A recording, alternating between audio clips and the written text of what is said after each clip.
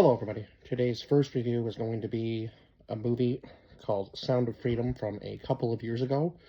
So, if you have seen this movie, you know that the subject matter is rather intense and a hard one for a lot of people to talk about, but it is an important one for obviously us to talk about because of the fact that it does happen and a lot of us just turn a blind eye to it. And the fact that this film was blocked from, I think it came out in 2023, and I did go to see it in theaters, but it had been blocked for 5 years. So what would that be? Would that be 20? Would it be 2018? I believe 2023, 18, 19, 20. Oh, I guess it would have been 2019. Sorry that it was supposed to be released, but it was blocked because of the subject material, and I guess a lot of people didn't want it to get out into the public, which is kind of crazy because even though the subject matter is rather hard to watch and sit through, regardless of how many times you've watched this movie, it is an important one that, needs to be talked about. Obviously, human trafficking is a thing that happens, and children are unfortunately involved in that, and just the stuff that they have to go through from such a young age to, adulthood, and it might even seem normal to them because they're put into it at such a young age, which is unfortunate, right? But at least we have people who are willing to, take the steps to protect these kids, regardless of what happens. Now, of course, in the beginning of the movie, it seems that their jurisdiction, Tim Ballard's jurisdiction, is not outside of the states.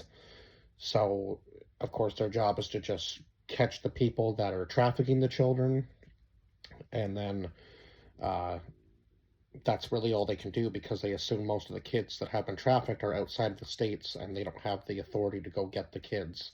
So their job is to catch the traffickers and then move on, right? Which is sad because I feel like he knows that he could be doing more right from the beginning, but it's just like he's caught 288, I think it was 288 people or something like that, somewhere in the 200s anyway, that he had caught, and it was just crazy to think about that he didn't really know if he had saved any of the kids or whether he was just catching the people that were doing the trafficking, right? Which is wild. So we'll go over the cast list. So Jim Caviezel, who is a pretty popular actor, uh, like worked with Mel Gibson a number of times, and Mel Gibson had a lot to do with this film as well. He did Passion of the Christ and a whole bunch of other. He's done a whole bunch of other things, and now they have like their own studio, Angel Studios, and they have their own app. So I subscribe to that because they have a lot of good-looking films on there. So I will be going back and watching some more stuff from them for sure. So yeah, we had Jim Caviezel who played Tim Ballard, Mira Sorvino who played Catherine, that was his wife, Bill Camp who played Vampiro, who was he was in Colombia and he used to work with the cartels, and then once he got a little bit older, probably couldn't do the whole cartel thing anymore. He decided that he was going to also save the kids. So he would buy the kids from the traffickers and then put them in the safe houses and give them a chance at an actual life, right? Which is an incredible thing to do. Shows how much heart this guy actually had. And he kind of, unfortunately, had to learn what he had done the hard way, or he had learned from a horrible experience as to why he wanted to turn his life around. Let's just say that much. I'll let you watch the movie in order to, go through that scene because it was a pretty powerful scene from him.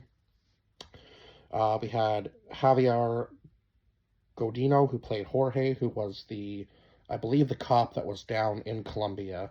That was after Tim had basically decided that he was going to throw his job away in the States and go look for these kids because he had already found one of them, right? And this kid had an older sister, and he had basically kind of pleaded with Tim at the beginning of the movie that, please find my sister by any means necessary, right? So Tim felt the need that he should go and do that. And then we had Edouard Verstugi playing Pablo, who was like this millionaire guy who they were going to get to build a club to have all these kids come in, and then they would, pretend like they were trying to buy the kids, right, and then get arrested and make it look like the other guy had set them up. So they were able to do that, and they were able to save quite a bit of kids, but unfortunately they weren't able to get the one that they were looking for in that. But that's not really the point. The point is that they were able to save a 54 kids that day, and that's the important part, right? From being trafficked and whatever other horrors they would have had to go through, right? And then we had Crystal Arapacio playing Rosia, and then Lucas Avila playing Miguel, and uh, they were the two kids in this movie that, again, Jim Caviezel at the very end says were the real heroes of this movie, because they were the ones that really pushed him to go and do this much work, which is incredible, right? As much as Tim Ballard is a hero for saving all of these kids were the real strong ones, because at such a young age you don't really know what's happening to you.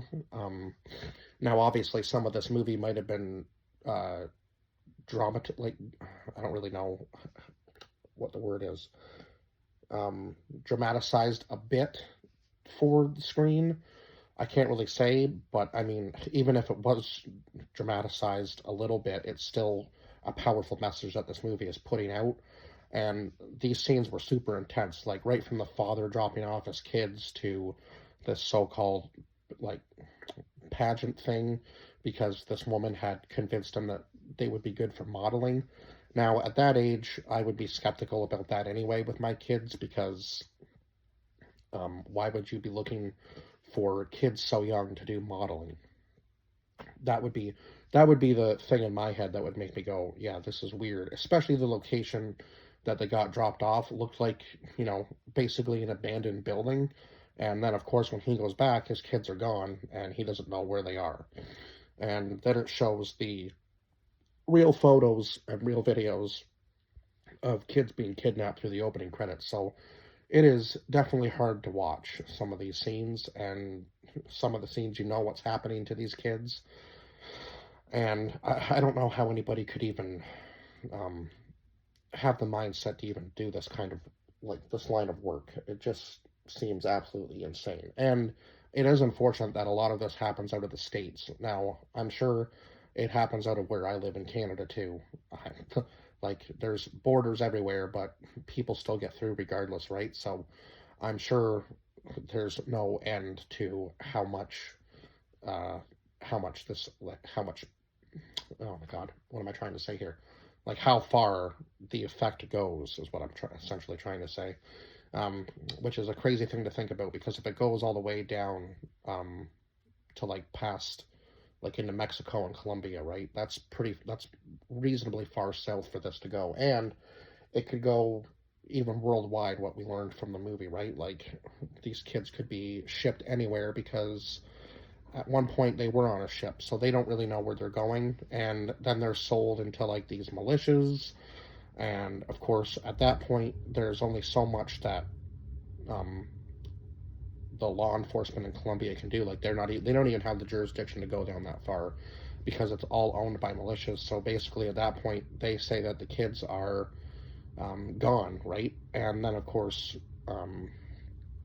Tim and Vampiro come up with this idea to become doctors and bring in these vaccines, right, for the sick. Well, of course, once he gets down there, he tries to, reason with the guy who's in charge, but the guy in charge says, if you find anybody sick, you bring them to me, and I will decide what I want to do with them, right? Basically saying that he would execute them if anybody was sick. And of course, he has his own, favorite of the kids, right? That he, let's just say he has his own favorite of the kids, and we'll just go from there. So, of course, it has to be the kid that Tim is looking for. So, Tim is looking for Rocio, and he finds her in this militia camp, and he is able to actually get her and save her. So he is able to bring her back to the father. Now, unfortunately, he's not able to save all of the kids there, and you might think that that was a selfish thing to do. But I imagine now that he's, kind of had a lay of the land, he can go back in there with maybe another team and possibly save the other kids. That's maybe what my thinking is anyway. Um, Now, how he would be able to sneak in there, he'd have to do it in the dead of night because they got caught during the day. So there's no way to get in there during daylight, right? You'd have to go in at night, and it could unfortunately get bloody. That was basically what the one guy said. Was that you don't want to draw any extra attention to yourself because of what could potentially happen. So that is unfortunate too.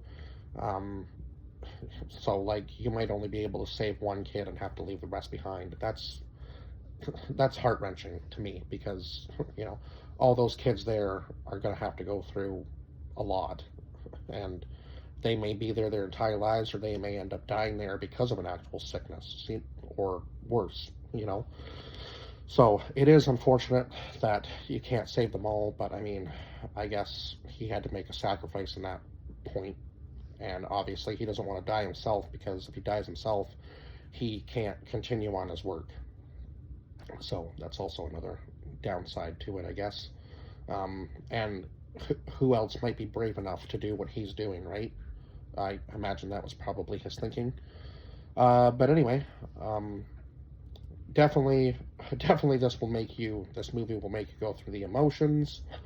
Um, and if it doesn't make you angry and cry at some certain times, I don't know, man. I feel like you're pretty numb to what goes on in the world if this doesn't make you feel some sort of emotion throughout this entire movie. But yeah, and again, it is a very important message, and that's why I gave this movie a 10 out of 10, because not only was it a good storytelling of the movie and the real life facts that they put on the screen at the very end of the movie for you to read. So I highly recommend. It is on Prime too, I do believe, right now. But who knows how long it'll be up there again. So I definitely would recommend even just subscribing to Angel Studios to see this movie. I feel like it's kind of like adding to the power behind this movie for sure if you do subscribe to Angel Studios.